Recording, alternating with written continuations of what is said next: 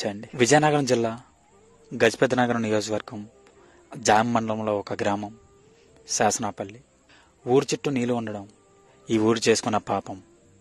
ఈ ఊరి మీద నుండి వేరే ఊరికి పోవడానికి రోడ్డు మార్గం లేకపోవడం ఈ ఊరికి ఉన్న శాపం. ఎందుకంటే ఆ ఉన్న ఒక్క రోడ్డు మార్గం కూడా వర్షాకాలంలో నీరుతో నిండిపోతుంది. వర్షాకాలం వస్తే చాలు ఆ గంగమ్మ ఈ ఊరిని 4 వైపులా మూసేసి ఈ ప్రజల్ని ఎటు పోనివ్వకుండా చేస్తుంది.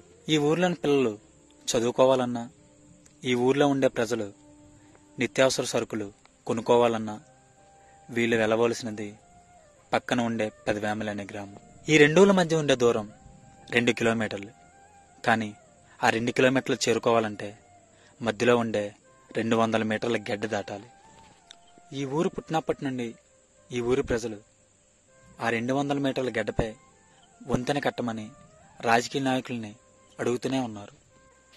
ప్రభుత్వాలు మారుతున్నాయి, రాజకీయ నాయకులు మారుతున్నారు, కానీ ఈ ఊరు సమస్య తీరడం లేదు. ఎలక్షన్ ముందు ప్రతి నాయకుడు మేం గెలవగానే బ్రిడ్జి వేస్తామని చెప్పి ఈ ఊరు ప్రజలకు మాటిస్తున్నారు. ఎలక్షన్ అయిపోయిన మరుక్షణం ఎవరు ఈ ఊరిని పట్టించుకోవడం లేదు. ఈ సమస్యను గాలికి వదిలేస్తున్నారు. ప్రాణాలు అరచేతుల్లో పెట్టుకొని వాళ్ళ పిల్లల్ని భుజాల మీద కూర్చొని పెట్టుకొని ఇలా స్కూల్కి పంపిస్తున్నారు. ఇంతకు మించి నీరు వచ్చినట్లయితే ఆ పిల్లల చదువు ఇంటికి పరిమితం కావాల్సిందే. ఈ బ్రిడ్జి వేయకపోవడం వలన సంవత్సరంలో 4 నెలలు పిల్లలు ఇంటి వద్దే ఉండి చదువుకోవాల్సి వస్తుంది. చివరకు 300 గడప ఉండే గ్రామం 100 గడపకు చేరుకుందంటే కారణం పిల్లల చదువు కోసమని ఈ ఊరు ప్రజలు వలస వెళ్ళిపోవడం. బయట ఊర్లకి కూలి పనికి కూడా పోయడానికి ఆస్కారం లేక ఇంటి పట్టున ఉండవలసిన పరిస్థితి వస్తుంది. ఖాళీ అవుతున్న ఊరికి ఊరట రావాలన్నా, ఊరి నుండి వలస వెళ్ళిన వాళ్ళు తిరిగి ఊరికి రావాలన్నా ఈ బ్రిడ్జి పడాల్సిందే. ఈ బ్రిడ్జి వేయడం వల్ల ఈ ఊరొక్కటే లాభం పొందదు.